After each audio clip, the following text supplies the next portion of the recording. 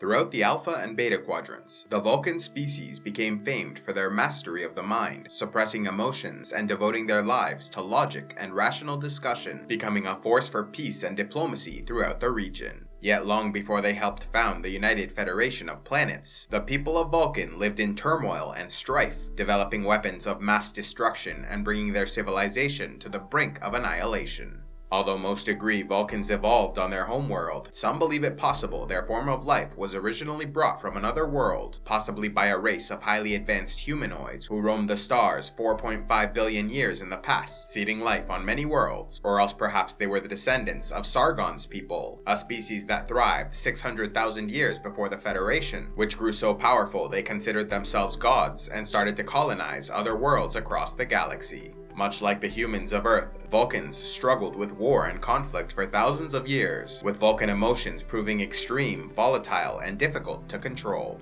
Worshipping gods of war, death, and peace, prehistoric Vulcans developed their own mythologies, like the story that all creation originated in an ancient paradise known as Shah-Kari, and celebrated various pagan rituals, such as the Rumari, where they stripped and chased each other around, covered in Rillen grease. Yet as their civilizations progressed, some few started to address the problems of violence and extreme emotion. By the 4th century, Vulcan continued to be plagued by war, and with technology advancing, they were now capable of spaceflight, and possessed weapons capable of destroying their planet. Many now understood something needed to change, and so a new philosophy began to spread throughout the world, with the great scientist and philosopher Surak bringing about the Age of Awakening, teaching their people to suppress their extreme emotions and embrace logic to guide their lives. Although many saw the value in Surak's beliefs, others rejected them completely, refusing to change their way of life. This faction became known as those who marched beneath the Raptor's wings, and their conflict led to an atomic war in which Surak was killed. However, his Katra, or consciousness, lived on, as he'd found a way to transfer it into a statue, where he remained until found in the 22nd century. Eventually, the dissidents were defeated and so left their homeworld, founding the Romulan and De Bruyne civilizations. Though they had little contact over the centuries, when they did interact, it often proved hostile, fighting a 100-year war at some point before the 21st century, though there was secretly a powerful alien known as a Q who meddled in their affairs and was responsible for initiating that conflict. And while Surak's philosophy prevailed and took hold across the planet, his exact teachings were lost over time, leading to various interpretations of his beliefs. In the coming centuries, violence diminished, and those who followed Surak were eventually able to unify the planet. However, as a consequence of their success, they also became rigidly dogmatic, often intolerant of any Vulcans who disagreed with their exact beliefs. And so conflict arose between other groups, who came to interpret Surak's work differently, such as the Vatash Katur, or those without logic, who believed emotions needed to be embraced and controlled, rather than suppressed. Feeling persecuted, many of these people left their planet to find a new homeworld, or else went out to wander the stars, exploring their philosophies in peace. Later, there were also the Sirenites, who believed Surak's teachings were being distorted, and that most Vulcans, as well as the government, had lost their way. Nevertheless, the teachings of Surak had a largely positive effect on their species, becoming known as beings of exceptional intelligence, with great physical strength, resilient bodies, and powerful minds, able to speak telepathically and suppress their emotions. Ancient rituals, like Rumari, were cast aside, while others, like Kunut Kalifi, meaning marriage or challenge, were kept alive.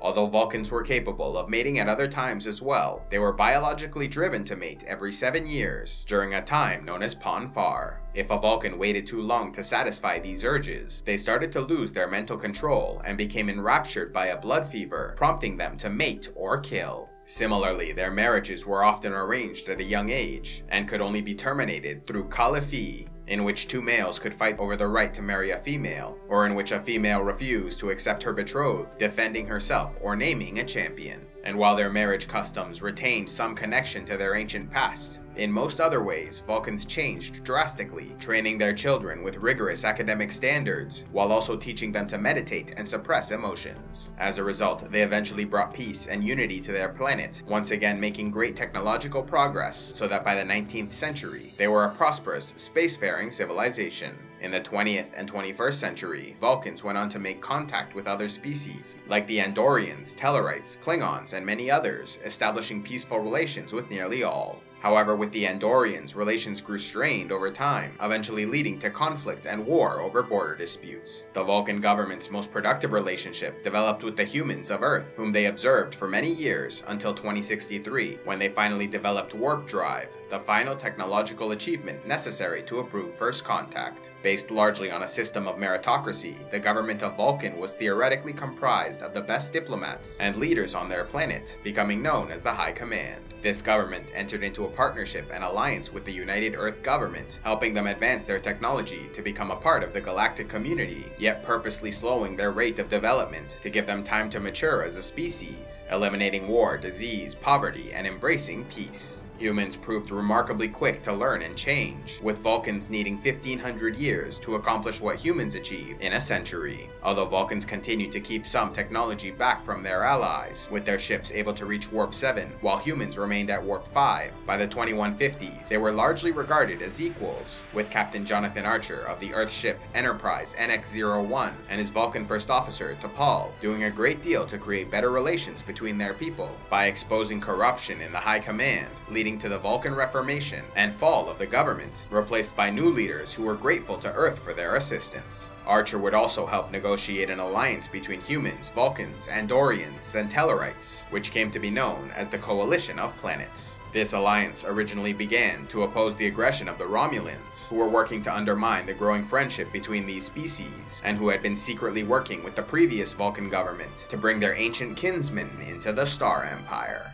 With Vulcans working to rid their society of past corruption, bringing a new, more open-minded attitude towards relations with other worlds, it was humans who took the lead to build an alliance of planets in their region of space. However, the Vulcans played an important supporting role in these efforts, providing a large portion of their military strength, as Earth had few ships they could bring to battle. After Captain Archer of the Enterprise successfully mended relations between the Andorians and Tellarites, the deception and interference of the Romulans became known, and so a conference was held on Earth in 2255 to discuss the formation of a coalition of planets. Worlds represented at this conference included Earth, Vulcan, Tellar, Andor, Denobula, Rigel, Corridan, and a number of others. And while the talks were going well at first, they were disrupted by a group of xenophobic human extremists from a group called Terra Prime, who were threatening to destroy Starfleet headquarters unless all non-humans left the system. However, they were swiftly thwarted, and the talks later resumed, eventually leading to an alliance. By 2156, relations between humans and Romulans grew even more hostile, resulting in the Earth-Romulan War that lasted until 2160. However, humans were not alone in the fight, as their Vulcan, Andorian, and Tellarite friends came to their defense, defeating the Romulans at the Battle of Charon.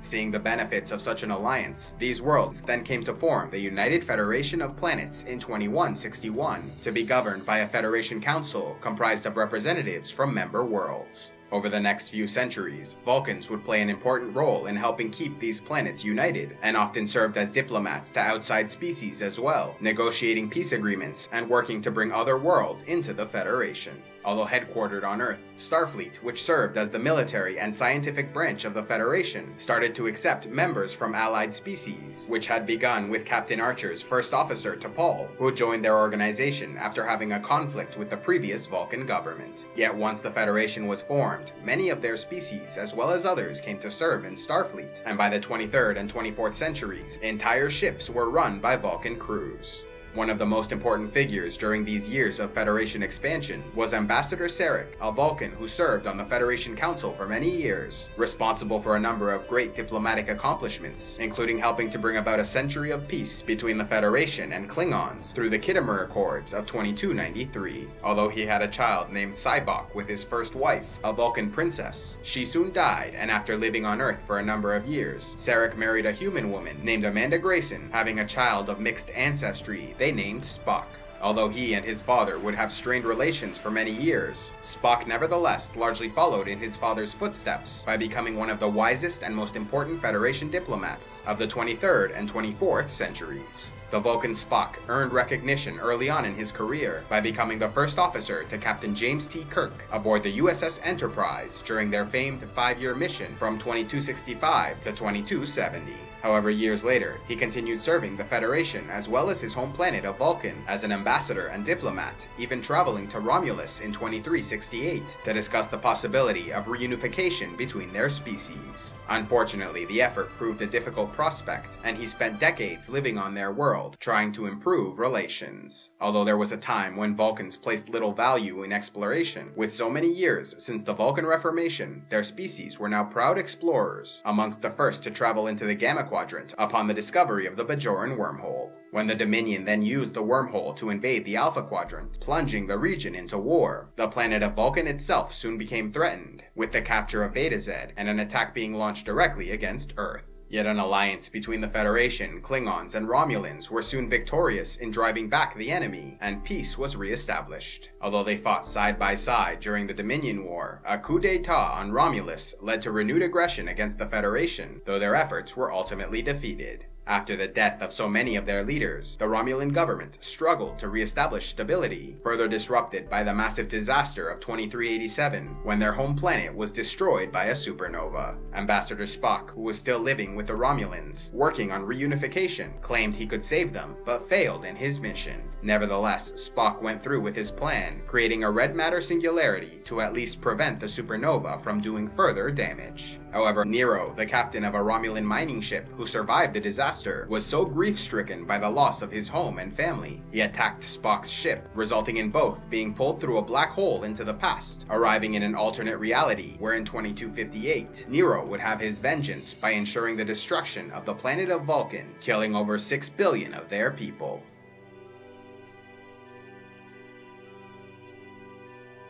Do your shopping on Amazon? Then why not use the link in the description box below to either the Canadian, American, or UK Amazon sites, where you support the channel with every purchase at no extra cost to you. So if you do your shopping on Amazon anyway, why not use the link below and help support CivilizationEx?